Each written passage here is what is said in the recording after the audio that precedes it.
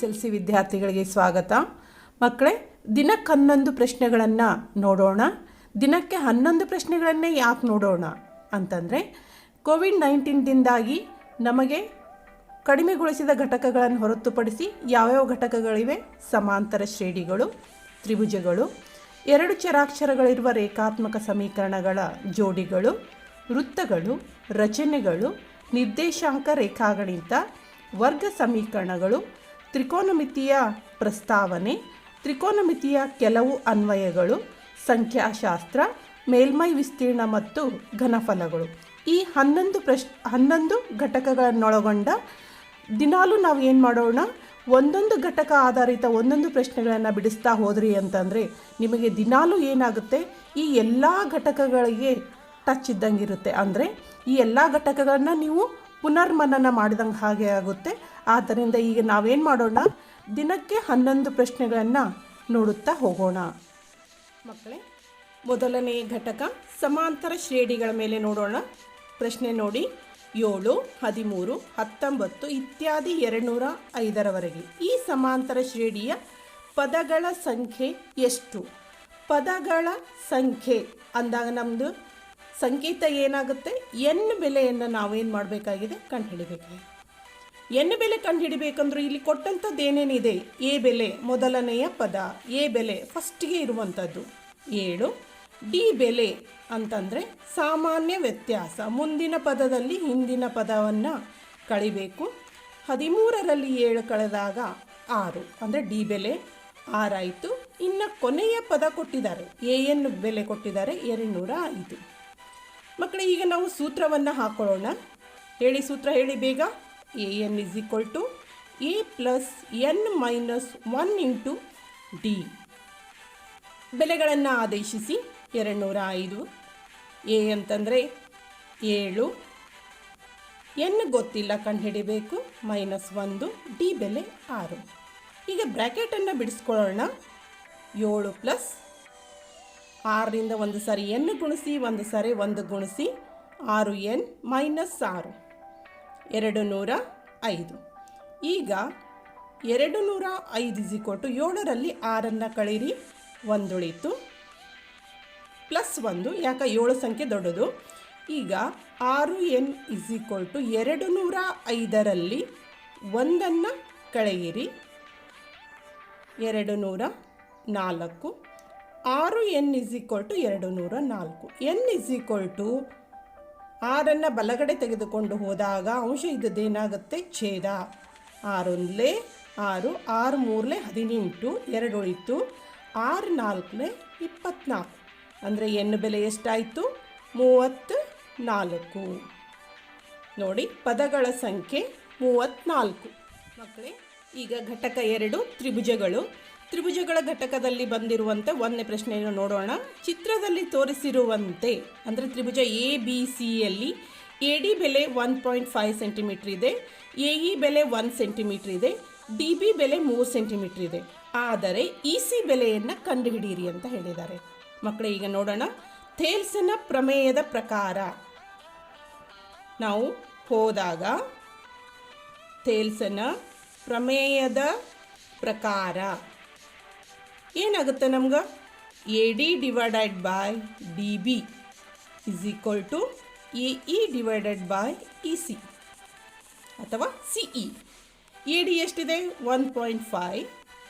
Next D B ಎಷ್ಟಿದೆ? 3 is equal to 1 divided by C E. ಹೌದಾ? ಈಗ ಓರೆ ಗುಣಾಕಾರವನ್ನು ಮಾಡೋಣ. ಓರೆ ಗುಣಾಕಾರ ಅಥವಾ ಕತ್ತರಿ ಗುಣಾಕಾರ ಅಂದಾಗ C E into 1.5 is equal to 3 into 1. C E is equal to 3 divided by, ಇದನ್ನು ಬಲಗಡೆ ತಂದ್ವಿ ಅಂತಂದರೆ ಅಂಶ ಇದ್ದದ್ದೇನಾಗುತ್ತೆ? ಛೇದ. ಈಗ ನೋಡ್ರಿ, ಈ ಪಾಯಿಂಟನ್ನು ತೆಗಿಬೇಕು ಅಂತಂದಾಗ ಅಂಶದಲ್ಲಿ ಪಾಯಿಂಟ್ ಅಂದಂದ್ರೆ 1 ಅಂಕಿ ಇರೋದ್ರಿಂದ 1 0ಯನ್ನು ಕೊಟ್ಕೊಂಡೆ. ಇಲ್ಲಿ 15 ಆಯಿತು. 15 1 15, 15 2 30. ಸಿ ಇ ಬೆಲೆ ಎಷ್ಟಾಯಿತು? 2 ಸೆಂಟಿಮೀಟರ್. ಈಗ ಮುಂದಿನ ಘಟಕದ ಪ್ರಶ್ನೆಯನ್ನು ನೋಡೋಣ ವಿದ್ಯಾರ್ಥಿಗಳೇ. ಘಟಕ 3 2 ಚರಾಕ್ಷರಗಳಿರುವ ರೇಖಾತ್ಮಕ ಸಮೀಕರಣಗಳ ಜೋಡಿಗಳು. ಇದಕ್ಕೆ ಸಂಬಂಧಿಸಿದಂತಹ ಸಮಸ್ಯೆ X plus Y is equal to 5, 2x minus 3y is equal to 4 ವರ್ಜಿಸುವ ವಿಧಾನದಿಂದ ಬಿಡಿಸಿ. ಅಂದರೆ ಇಲ್ಲಿ ನಾವು ಎಕ್ಸ್ ಮತ್ತು ವಾಯ್ ಬೆಲೆಗಳನ್ನು ಕಂಡುಹಿಡಿಯಬೇಕಾಗುತ್ತೆ. ಇಲ್ಲಿ ನಾವು ಸಮೀಕರಣಗಳನ್ನು ನೋಡಿದಾಗ ಇದಕ್ಕೆ 1 ಅಂತ ಕೊಡಿ, ಇದಕ್ಕೆ 2 ಅಂತ ಕೊಡಿ. ಈ ಸಮೀಕರಣಗಳನ್ನು ನೋಡಿದಾಗ ನೀವು ಯಾವ ಒಂದು ಚರಾಕ್ಷರವನ್ನು ಕ್ಯಾನ್ಸಲ್ ಮಾಡ್ಕೋಬೇಕಂತ ವಿಚಾರ ಮಾಡಿರೋ ಆ ಒಂದು ಚರಾಕ್ಷರದ ಸಹಗುಣಕಗಳನ್ನು ನೋಡಿ. ಇಲ್ಲಿ ಎಕ್ಸ್ನ ಸಹಗುಣಕ 1 ಇದ್ದರೆ ಇಲ್ಲಿ ಎಕ್ಸ್ನ ಸಹಗುಣಕ 2 ಇದೆ. ಇಲ್ಲಿ ವಾಯ್ನ ಸಹಗುಣಕ 1 ಇದ್ದರೆ ಇಲ್ಲಿ ವಾಯ್ನ ಸಹಗುಣಕ 3 ಇದೆ. ನಾ ಇಲ್ಲಿ ವಾಯನ್ನು ಕ್ಯಾನ್ಸಲ್ ಮಾಡ್ಕೋಬೇಕು ಅಂತ ನಾನು ವಿಚಾರ ಮಾಡಿದ್ದೀನಿ. ಮಾಡಿದಾಗ ಸಮೀಕರಣ 1ಕ್ಕೆ ಏನು ಮಾಡಿ 3ರಿಂದ ಗುಣಿಸಿ. ನೆಕ್ಸ್ಟ್ ಸಮೀಕರಣ 2ಕ್ಕೆ 1ರಿಂದ ಗುಣಿಸಿ ಏನು ಮಾಡೋಣ, ಎರಡು ಸಮೀಕರಣಗಳನ್ನು ಕೂಡಿಸೋಣ. ನೋಡ್ರಿ, ಸಮೀಕರಣ 1ಕ್ಕೆ 3ರಿಂದ ಗುಣಿಸ್ತಾ ಇದ್ದೀನಿ. 3 into X 3x plus 3 into Y 3y is equal to 3 5 15. ಅದೇ ರೀತಿ ಇದಕ್ಕೆ 1ಕ್ಕೆ ಸಮೀಕರಣ 2ಕ್ಕೆ 1ರಿಂದ ಅಂದಿನಿ. 1ರಿಂದ ಗುಣಿಸಿದಾಗ ಮೊದಲೇ ಇರುವ ಅಂಶಗಳೇ ಉಳಿತವ 4. ಈಗ 2ನ್ನು ಏನು ಮಾಡೋಣ, ಕೂಡಿಸೋಣ. ಯಾಕೆ ಕೂಡಿಸ್ತಾ ಇದ್ದೀನಿ ಅಂತಂದರೆ ಇಲ್ಲಿ ವಾಯ್ನ ಚಿಹ್ನೆಗಳನ್ನು ನೋಡಿದಾಗ ಎರಡೂ ಸಮೀಕರಣಗಳಲ್ಲಿ ಒಂದು ಪ್ಲಸ್ ಇದೆ, ಒಂದು ಮೈನಸ್ ಇದೆ. ಆದ್ದರಿಂದ ನಾನು ಈ ಎರಡೂ ಸಮೀಕರಣಗಳನ್ನ ಏನು ಮಾಡ್ತಾ ಇದ್ದೀನಿ, ಕೂಡಿಸ್ತಾ ಇದ್ದೀನಿ.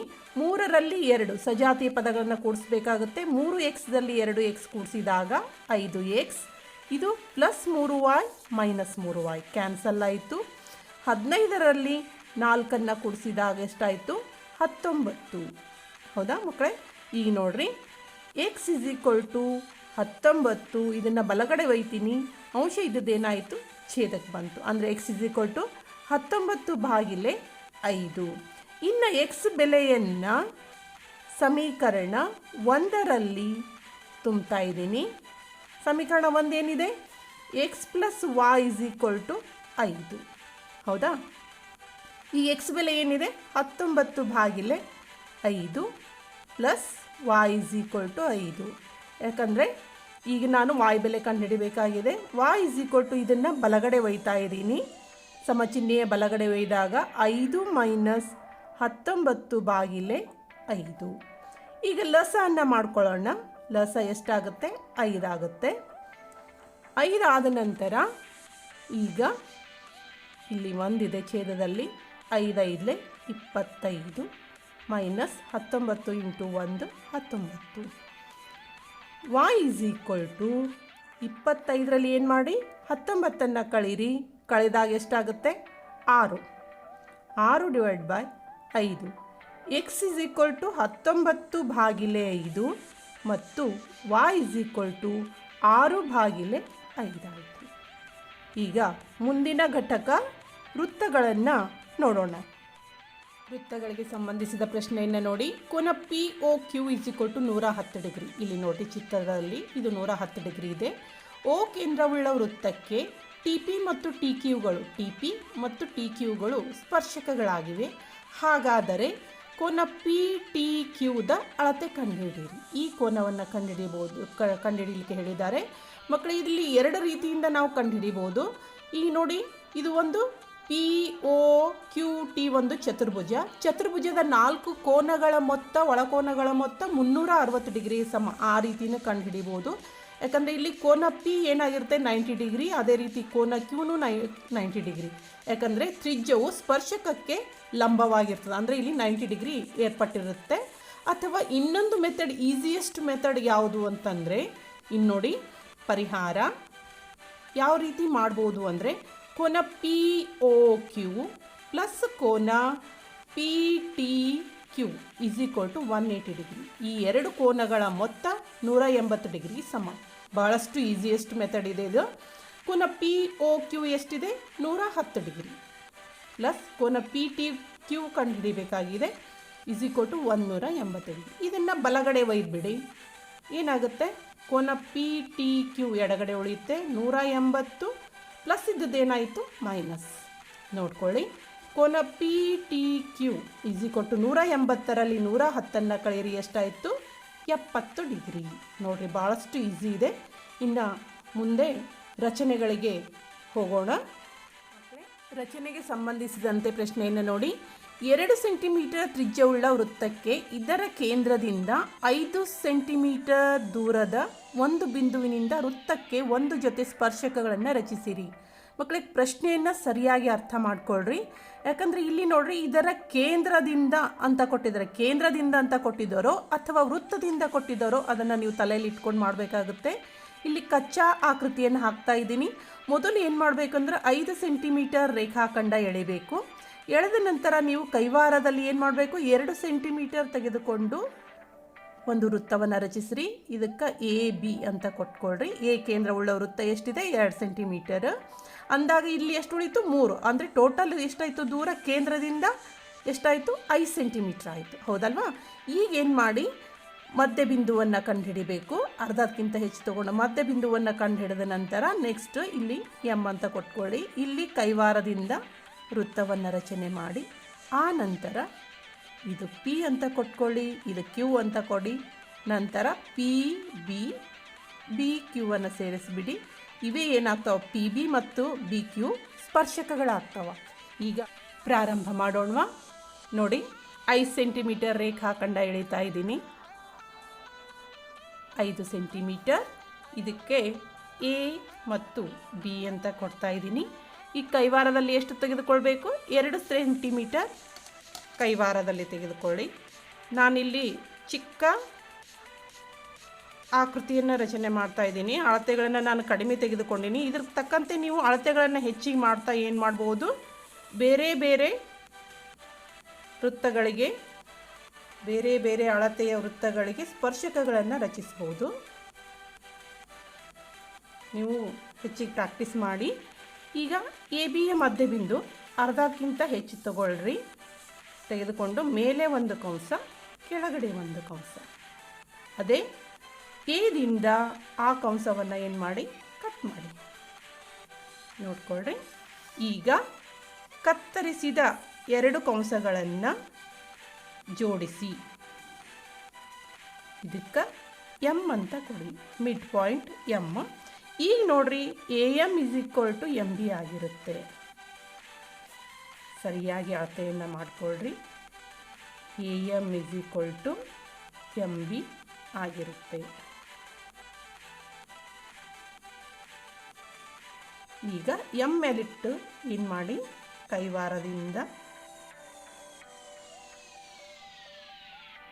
ಒಂದು ವೃತ್ತವನ್ನು ರಚನೆ ಮಾಡಿ.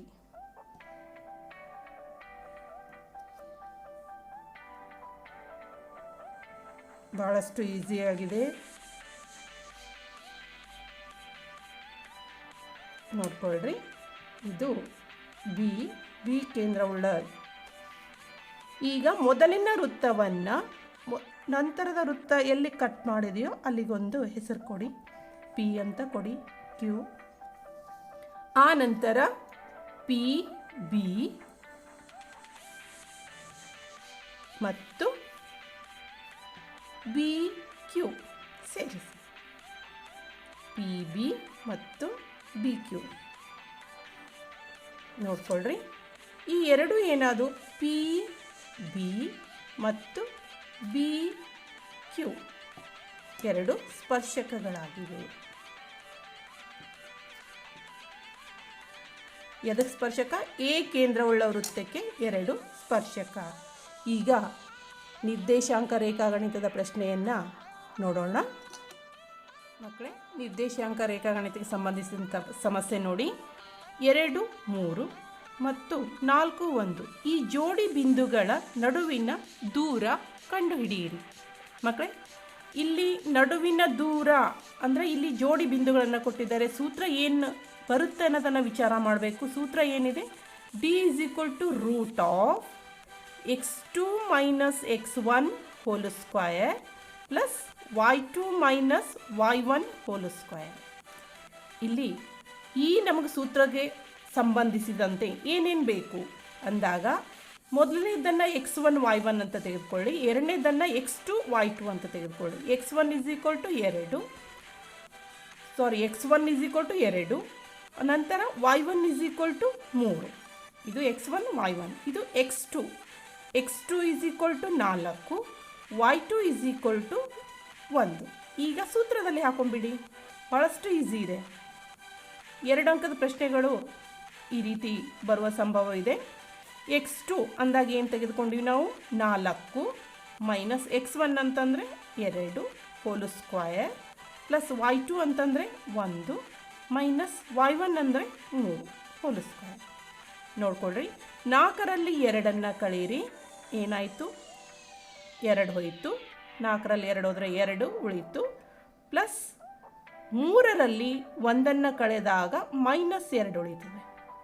ರೂಟ್ ಹಾಕ್ತಾ ಇರಬೇಕು, ಹಾಗೆ ಮರಿಬಾರ್ದು. ನಂತರ √2 ವರ್ಗ 4 -2 ವರ್ಗನೂ ಏನಾಗುತ್ತೆ, +4 ಆಗುತ್ತೆ. ಅಂದಾಗ 4 + 4 8 ಆಯಿತು.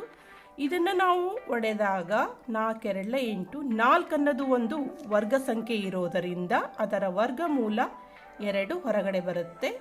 √2 ಅಂದರೆ ಡಿ ಬೆಲೆ ಏನಾಯಿತು, 2√2. ವರ್ಗ ಸಮೀಕರಣ ಘಟಕದಿಂದ ನೋಡ್ಕೊಳ್ಳಿ. 2x² + x + 4 = 0 ಸೂತ್ರದ ಸಹಾಯದಿಂದ ಬಿಡಿಸಿ. ಇದು 2 ಅಂಕದ ಪ್ರಶ್ನೆ. ಮಕ್ಕಳೇ, ಸೂತ್ರ ನೆನಪಿತ್ತು ಅಂತಂದರೆ ನೀವೇನು ಮಾಡ್ಬೋದು, ಈಸಿಯಾಗಿ ಬಿಡಿಸ್ಬೋದು. ಇಲ್ಲಿ ಕೊಟ್ಟಂಥ ಸಮೀಕರಣ ಮೊದಲು ಆದರ್ಶ ರೂಪದಲ್ಲಿ ಇದೆ ಅಥವಾ ಇಲ್ಲ ಅನ್ನೋದನ್ನು ನೋಡ್ಕೋಬೇಕು. ಅಂದರೆ ಆದರ್ಶ ರೂಪ ಅಂದರೆ ಏನಿರುತ್ತೆ, ಇದು ax² + bx + c = 0 ರೂಪದಲ್ಲಿ ಇದೆ ಅಥವಾ ಇಲ್ಲ ಅನ್ನೋದನ್ನು ನೋಡ್ಕೋಬೇಕು. ಘಾತ 2 ಬರಬೇಕು ಫಸ್ಟಿಗೆ, ಘಾತ 1, ಘಾತ 0. ಅಂದರೆ ಕೊಟ್ಟಂಥ ಸಮೀಕರಣ ನಮ್ಗೆ ಆದರ್ಶ ರೂಪದಲ್ಲಿದೆ. ಇದ್ದ ನಂತರ ಇಷ್ಟಿತ್ತು ಅಂದರೆ ಮುಂದಿನ ಹಂತಕ್ಕೆ ಹೋಗಬೇಕು. ಏನು, ಎ ಬೆಲೆ ಬರ್ಕೊಳ್ರಿ. ಇಲ್ಲಿ ಎ ಬೆಲೆ ಏನಿದೆ, 2, ಬಿ ಬೆಲೆ ಏನಿದೆ, +1, ಸಿ ಬೆಲೆ ಏನಾಗುತ್ತೆ, 4. ಮಕ್ಕಳೇ, ಚಿಹ್ನೆ ಜೊತೆಯಲ್ಲಿ ಬರಿಬೇಕು. ಇಲ್ಲಿ ಪ್ಲಸ್ ಇರೋದ್ರಿಂದ ನಾನು ಚಿಹ್ನೆಗಳು ಬರೆದಿಲ್ಲ. ಮೈನಸ್ ಇತ್ತು ಅಂದರೆ ನೀವು ಆ ಮೈನಸನ್ನು ಬರೀಲೇಬೇಕಾಗುತ್ತೆ. ನಂತರ ಸೂತ್ರವನ್ನು ಹಾಕಿಕೊಳ್ಳಿ. x = -b, ಬೇಗ ಬೇಗ ನೆನಪು ಮಾಡ್ಕೊಳ್ರಿ. +or - √b² - 4ac / 2a. ಈಗ ಬೆಲೆಗಳನ್ನು ಆದೇಶಿಸಿ. -1, ಬಿ ಇದ್ದಲ್ಲಿ 1 ಇದೆ, +or - b² ಅಂದರೆ 1ರ ವರ್ಗ, 4, ಎ ಬೆಲೆ 2, ಸಿ ಬೆಲೆ 4 / 2 ಎ ಬೆಲೆ ಏನಿದೆ 2. -1 +or - √1ರ ವರ್ಗ 1, 4 2 8, 8 4 32 / 2 4. ಈ ನೋಡ್ಕೊಳ್ರಿ, -1 +or - √32ರಲ್ಲಿ ಏನು ಮಾಡಿ, 1 ಕಳೆದಾಗ -31 / 4. ಅಂದರೆ x ಏನಾಯಿತು, -1 ಪ್ಲಸ್ -31 / 4 ಮತ್ತು x = -1 -√31 / 4 ಆಯಿತು. 2 ಬೆಲೆಗಳಾದವು. ಮಕ್ಕಳೇ, ತ್ರಿಕೋನಮಿತಿಯ ಪ್ರಸ್ತಾವನೆಗೆ ಸಂಬಂಧಿಸಿದ ಪ್ರಶ್ನೆ ನೋಡಿ. cosec θ - cot θ whole square = 1 - cos θ / 1 + cos θ ಎಂದು ಸಾಧಿಸಿ ಅಂತ ಹೇಳಿದ್ದಾರೆ. ಇಲ್ಲಿ ನಾವು LHS ತೆಗೆದುಕೊಂಡು RHS ಅನ್ನಾದರೂ ಸಾಧಿಸ್ಬೋದು, ಅಥವಾ RHS ಅನ್ನು ತೆಗೆದುಕೊಂಡು LHS ಅನ್ನಾದರೂ ಸಾಧಿಸ್ಬೋದು. ನಾ ಈಗ LHS ಬರ್ತಾ ಇದ್ದೀನಿ, ನೋಡ್ಕೊಳ್ರಿ. cosec θ - cot θ ಹೋಲ್ ಸ್ಕ್ವೇರ್, ಇದು a - b ಹೋಲ್ ಸ್ಕ್ವೇರ್ ರೂಪದಲ್ಲಿ ಇದೆ. ಅದನ್ನು ನಾನು ಬಿಡಿಸ್ಕೊಂಡಾಗ cosec square θ plus cot square θ minus 2 cosec θ into cot θ. ಈಗ cosec ಸ್ಕ್ವೇರ್ θ ಅಂತಂದರೆ 1 / sin square θ plus cot square θ ಅಂದರೆ cos square θ / sin square θ minus 2 1 / ಏನಾಗುತ್ತೆ sin θ. ಯಾಕೆ, cosec θ ಅಂದರೆ 1 / sin θ. ಇಂಟು ಕಾಟ್ ತೀಟಾ ಅಂದರೆ cos theta divide by sine theta. ಈಗ ನೋಡ್ಕೊಳ್ರಿ 1 divide by sine square theta plus cos square theta divided by sine square theta minus 2 cos theta divided by sine theta into sine theta sine square theta. ನೋಡಿರಿ, ನ್ಯೂಮರೇಟರನ್ನು ನಾವು ನೋಡಿದಾಗ ಏನಿದೆ, ಇಲ್ಲಿ ಒಂದಿದೆ, cos square theta ಇದೆ, ಮೈನಸ್ 2 ಕಾಸ್ ತೀಟಾ. ಆದರೆ ಡಿನೋಮಿನೇಟರನ್ನು ನೋಡಿದಾಗ ಏನಿದೆ, sine square theta sine square theta sine square theta. ಅಂದರೆ ಇಲ್ಲಿ ನಮ್ಮದು ಎಲ್ ಸಿ ಎಮ್ ಏನಾಗುತ್ತೆ, ಸೈನ್ ಸ್ಕ್ವೇರ್ ತೀಟಾ ಆಗುತ್ತೆ. ನೋಡಿರಿ, ಮೂರೂ ಕಡೆ ಸೇಮ್ ಇದೆ, ಹೌದಲ್ವಾ? ಈ ಮೇಲಿನ ಅಂಶ ಏನು ಉಳಿತು, 1 plus cos square theta minus 2 cos theta. ಇದು A minus B whole square ರೂಪದಲ್ಲಿ ಅಂದಾಗ 1 minus cos theta whole square divided by sine square theta. ಮುಂದೆ ಬರಿತಾ ಇದ್ದೀನಿ ನೋಡಿ, 1 minus cos square theta divided by, ಇಲ್ಲಿ ನೋಡಿ ಸೈನ್ ಸ್ಕ್ವೇರ್ ತೀಟಾನ ನಾನು ಯಾವ ರೀತಿಯಲ್ಲಿ ಬರಿತಾ ಇದ್ದೀನಿ ಅಂತಂದರೆ 1 ಮೈನಸ್ ಕಾಸ್ ಸ್ಕ್ವೇರ್ ತೀಟಾ, ಇದು ಹೋಲ್ ಸ್ಕ್ವೇರ್ ಇದೆ. ಈಗ ನೋಡ್ಕೊಳ್ಳಿ, 1 ಮೈನಸ್ ಕಾಸ್ ತೀಟಾ ಹೋಲ್ ಸ್ಕ್ವೇರನ್ನು 1 minus cos theta into 1 minus cos theta ಅಂತ ಬರೆದೆ ನಾನು. ಆ ನಂತರ 1 ಮೈನಸ್ ಕಾಸ್ ಸ್ಕ್ವೇರ್ ತೀಟಾ ಅನ್ನು ಇದು a square minus b square ರೂಪದಲ್ಲಿದೆ, 1 minus cos theta into 1 plus cos theta ಆಯಿತು. ನೋಡ್ಕೊಳ್ಳಿ, 1 minus cos theta 1 minus cos theta. ಅಂಶದಲ್ಲಿ ಮತ್ತು ಛೇದದಲ್ಲಿ ಎರಡು ಸೇಮ್ ಇರೋದ್ರಿಂದ ಎರಡು ಕಟ್ತಾ ಹೋಯಿತು. 1 minus cos theta divided by 1 plus cos theta. ಇದು ಏನಾಯಿತು ನಮಗೆ, ಆರ್ ಎಚ್ ಎಸ್. ನೋಡ್ಕೊಳ್ಳಿ, ಸೇಮ್ ಇದೆ.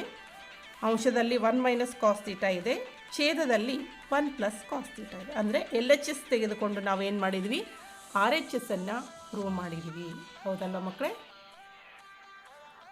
ತ್ರಿಕೋನಮಿತಿಯ ಕೆಲವು ಅನ್ವಯಗಳನ್ನು ನೋಡೋಣ. ಗೋಪುರದ ಪಾದದಿಂದ 30 ಮೀಟರ್ ದೂರದ ನೆಲದ ಮೇಲಿನ ಒಂದು ಬಿಂದುವಿನಿಂದ ಗೋಪುರದ ತುದಿಯನ್ನು ನೋಡಿದಾಗ ಉಂಟಾಗುವ ಉನ್ನತ ಕೋನವು 30 ಡಿಗ್ರಿ. ಆದರೆ ಗೋಪುರದ ಎತ್ತರ ಕಂಡುಹಿಡಿಯಿರಿ. ಮೊದಲಿಗೆ ಗೋಪುರ ಅಂತ ಹೇಳಿದರೆ ಒಂದು ಗೋಪುರವನ್ನು ನಾವು ಕಾಲ್ಪನಿಕವಾಗಿ ಹಾಕಿಕೊಳ್ಳೋಣ. ಇದು ಒಂದು ಗೋಪುರ, ಇದು ಎ ಬಿ ಅಂತ ಕೊಡ್ತಾ ಇದ್ದೀನಿ. ಪಾದದಿಂದ, ಇದು ಪಾದ ಎಷ್ಟು ಮೀಟರ್ ದೂರದಲ್ಲಿದೆ, 30 ಮೀಟರ್. 30 ಮೀಟರ್ ದೂರದಲ್ಲಿದೆ, ಇದಕ್ಕೆ ಸಿ ಅಂತ ಕೊಟ್ಕೊಂಡೆ. ದೂರದ ಒಂದು ಬಿಂದುವಿನ ಗೋಪುರದ ತುದಿಯನ್ನು, ಇದು ತುದಿ, ಇದನ್ನು ನೋಡ್ತಾ ಇದ್ದಾನೆ ನಾವು. ನೋಡಿದಾಗ ಉನ್ನತ ಕೋನ ಎಷ್ಟು ಉಂಟಾಯಿತು, 30 ಡಿಗ್ರಿ. ನೋಡ್ರಿ, ಉಂಟಾದಾಗ ಗೋಪುರದ ಎತ್ತರ ಅಂದರೆ A B is equal to H ಅಂತ ತೆಗೆದುಕೊಳ್ಳೋಣ. ಇದನ್ನೇ ನಾವು ಏನು ಮಾಡಬೇಕಾಗಿದೆ, ಕಂಡುಹಿಡಿಯಬೇಕಾಗಿದೆ. ಮಕ್ಕಳೇ, ಇಲ್ಲಿ ಕೊಟ್ಟಂಥ ಪ್ರಶ್ನೆಯನ್ನು ಅರ್ಥ ಮಾಡಿಕೊಂಡು ನಾವು ಆಕೃತಿಯನ್ನು ರಚಿಸಿದಾಗ ನಮ್ಮ ಉತ್ತರ ಏನಾಗುತ್ತೆ, ಕರೆಕ್ಟಾಗಿ ದೊರೆಯುತ್ತದೆ. ಅದನ್ನು ನಾವು ಮೊದಲು ಮಾಡ್ಕೋಬೇಕು. ಇಲ್ಲಿ ನಾವು ನೋಡಿಕೊಂಡಾಗ ಈ ಒಂದು ತ್ರಿಭುಜವನ್ನು ನೋಡಿಕೊಂಡಾಗ ಇದು 90 ಡಿಗ್ರಿ ಅಂದಾಗ ಇಲ್ಲಿ ಯಾವ ಅನುಪಾತವನ್ನು ತೆಗೆದುಕೊಂಡ್ರೆ ನಮ್ಗೆ ಈ ಒಂದು ಎಚ್ ಬೆಲೆ ಕಂಡುಹಿಡಿಬೋದು ಅಂದಾಗ ನೋಡ್ಕೊಳ್ರಿ, ಇದು ಈ ಒಂದು ಕೋನವನ್ನು ಕನ್ಸಿಡರ್ ಮಾಡಿದಾಗ ಇದೇನಾಗುತ್ತೆ, ಎ ಬಿ ಅಭಿಮುಖ ಬಾಹು ಆಗುತ್ತೆ, ಬಿ ಸಿ ಪಾರ್ಶ್ವ ಬಾಹು. ಈಗ ಅಭಿಮುಖ ಬಾಹು ಮತ್ತು ಪಾರ್ಶ್ವ ಬಾಹು ಬೇಕು ಅಂತಂದಾಗ ನಾವೇನು ತೆಗೆದುಕೊಳ್ಬೇಕಾಗುತ್ತೆ, ಟ್ಯಾನ್ ತೀಟಾ. ತೀಟಾ ಬೆಲೆ ಎಷ್ಟಿದೆ, 30 degree. Tan 30 is equal to A B divided by ಏನು ತೆಗೆದುಕೊಳ್ಬೇಕು, ಬಿ ಸಿ ಅಭಿಮುಖ ಬಾಹು ಡಿವೈಡೆಡ್ ಬೈ ಪಾರ್ಶ್ವ ಬಾಹು. ಟ್ಯಾನ್ 30 ಅಂತಂದರೆ 1 ಡಿವೈಡೆಡ್ ಬೈ √3. ಎ ಬಿ ಬೆಲೆ ಎಚ್ ಅಂತ ತೆಗೆದುಕೊಂಡಿವಿ. ಬಿ ಸಿ ಬೆಲೆ ಎಷ್ಟಿದೆ, 30 ಡಿಗ್ರಿ, 30. ಈಗ ಇದನ್ನೇನು ಮಾಡ್ತಾ ಇದ್ದೀನಿ, ಓರೆ ಗುಣಾಕಾರ ಅಥವಾ ಕತ್ತರಿ ಗುಣಾಕಾರ. 30 divided by √3 is equal to H divided by 1, ಹೌದಾ? ಅಥವಾ ಇದು ಈಗ ನೋಡ್ರಿ, ಓರೆ ಗುಣಾಕಾರ ಮಾಡಿದರೆ ಎಚ್ ಡಿವೈಡ್ ಬೈ 1 ಆಯಿತು. ಇದು 30 ಏನಾಯಿತು, ಅಂಶಕ್ಕೆ ಹೋಯಿತು. ಈಗ 30ಅನ್ನು ನಾನು ಯಾವ ರೀತಿ ಬರೀಬಹುದು ಅಂತಂದರೆ 3 × 10, 3 10 30 is equal to H divide by √3. H is equal to 3ಅನ್ನು ಯಾವ ರೀತಿ ಬರಿಬಹುದಂದರೆ √3 × √3 ಇಂಟು 10 ಡಿವೈಡೆಡ್ ಬೈ √3. 1/3ರಲ್ಲಿ √3ಗಳು 2 ಇರ್ತವೆ. ಅಂದರೆ √3 ಇಂಟು √3 ಗುಣಿಸಿದಾಗ ನಿಮಗೇನು ಬರುತ್ತೆ, ಮತ್ತೆ 3 ಬರುತ್ತೆ. ಈ √3 ಈ √3 ಕ್ಯಾನ್ಸಲ್ ಆಯಿತು. ಎಚ್ ಅಂದರೆ ಗೋಪುರದ ಎತ್ತರ ಎಷ್ಟಾಯಿತು, 10 ಇಂಟು √3 ಮೀಟ್ರ್ ಆಯಿತು. ಇದೇ ರೀತಿ ಹಲವಾರು ಸಮಸ್ಯೆಗಳು ಬರ್ತಾವೆ. ಮುಂದಿನ ವಿಡಿಯೋದಲ್ಲಿ ಇದಕ್ಕಿಂತ ಕಠಿಣವಾದ ಸಮಸ್ಯೆಗಳನ್ನು ನೋಡ್ತಾ ಹೋಗೋಣ. ಸಂಖ್ಯಾಶಾಸ್ತ್ರದಿಂದ ಅಂದರೆ ಈ ಒಂದು ಘಟಕದಿಂದ ಪ್ರಶ್ನೆಯನ್ನು ನೋಡೋಣ. ಈ ಕೆಳಗಿನ ಕೋಷ್ಟಕದಿಂದ ಬಹುಲಕ ಕಂಡುಹಿಡಿಯಿರಿ ಅಂತೇಳಿದೆ. ಬಹುಲಕ ಕಂಡುಹಿಡಿಯಿರಿ, ಬಹುಲಕ ಆದರೂ ಕೊಡ್ಬೋದು ಅಥವಾ ರೂಢಿ ಬೆಲೆ ಅಂತಾದರೂ ಕೊಡ್ಬೋದು. ಮೊದಲು ನಾವು ಸೂತ್ರವನ್ನು ನೆನಪು ಮಾಡ್ಕೋಬೇಕು. ಬಹುಲಕ ಇಸ್ ಈಕ್ವಲ್ ಟು ಅಥವಾ ರೂಢಿ ಬೆಲೆ is equal to L plus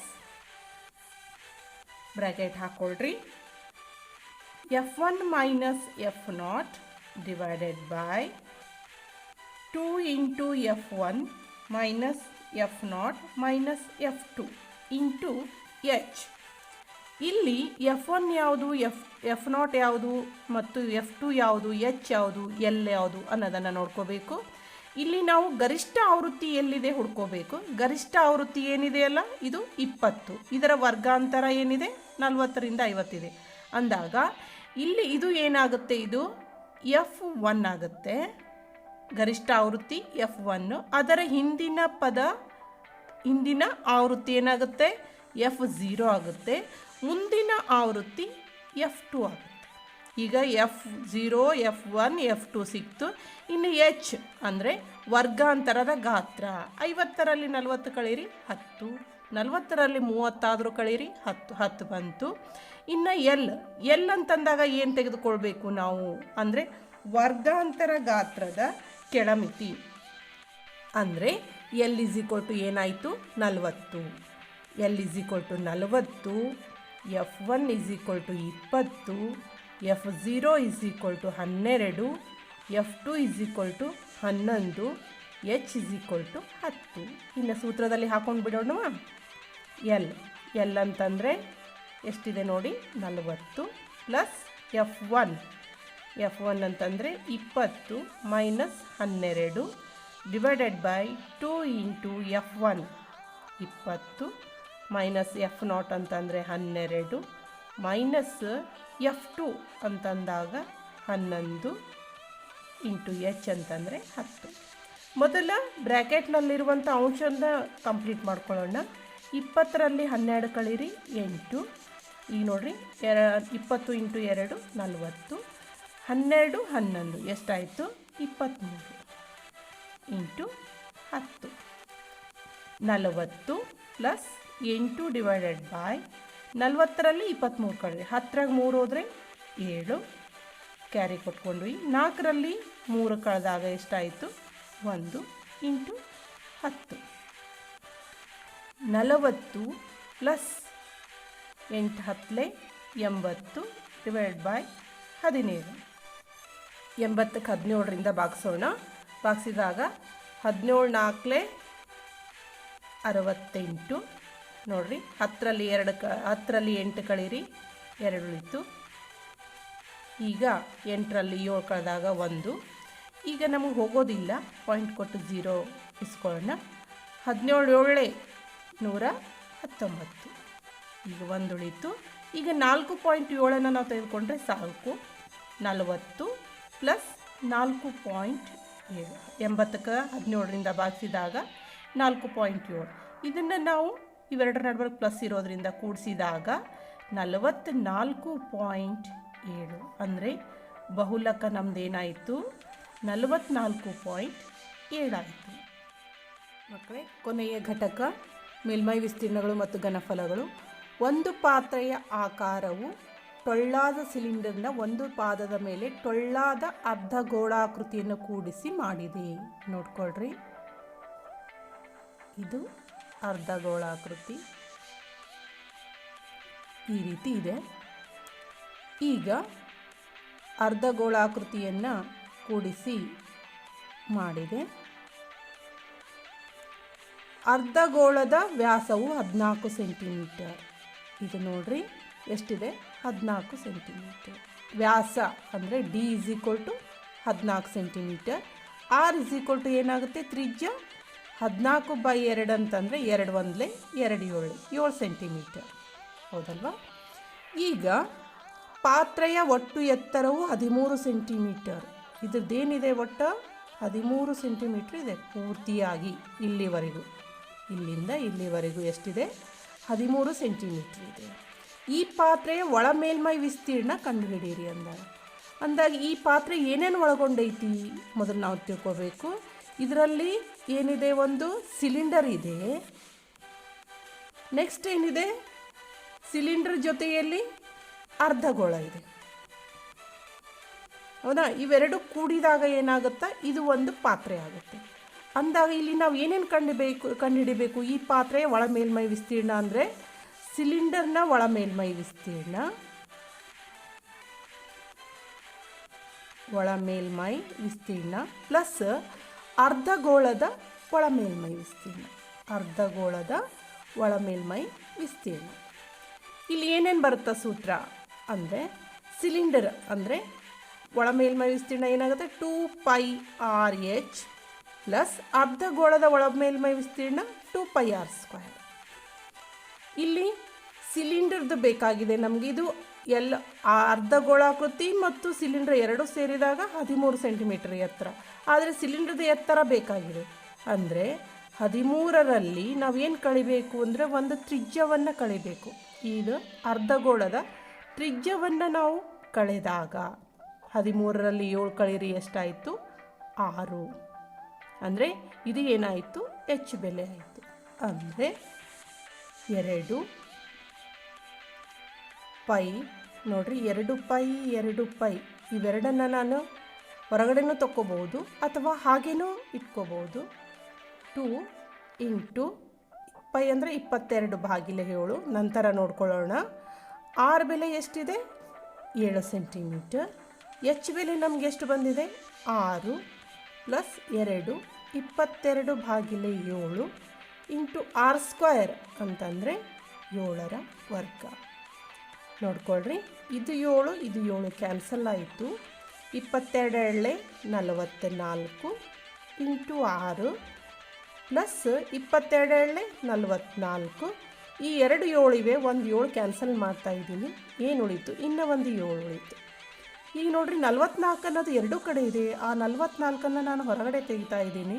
ಅಂದರೆ ಸಾಮಾನ್ಯವಾಗಿ 6 ಪ್ಲಸ್ 7. ಈಗ 44, 6ರಲ್ಲಿ 7 ಕೂಡಿಸಿ 13. 44ಕ್ಕೆ 13ರಿಂದ ಗುಣಿಸಿದಾಗ ಎಷ್ಟು ಬರುತ್ತೆ ವಿಚಾರ ಮಾಡಿ, ಅದು 572. 572 ಸೆಂಟಿಮೀಟರ್ ಸ್ಕ್ವೇರ್. ಅಂದರೆ ಪಾತ್ರೆಯ ಒಟ್ಟು ಒಳಮೇಲ್ಮೈ ವಿಸ್ತೀರ್ಣ ಎಷ್ಟಾಯಿತು, 572 ಸೆಂಟಿಮೀಟರ್ ಸ್ಕ್ವೇರ್.